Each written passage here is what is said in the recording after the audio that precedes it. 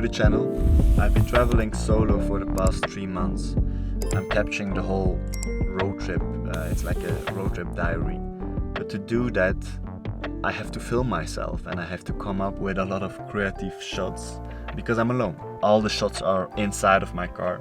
So I thought it was a cool idea to share those with you. Hopefully it helps you in your creative process. Let's get started.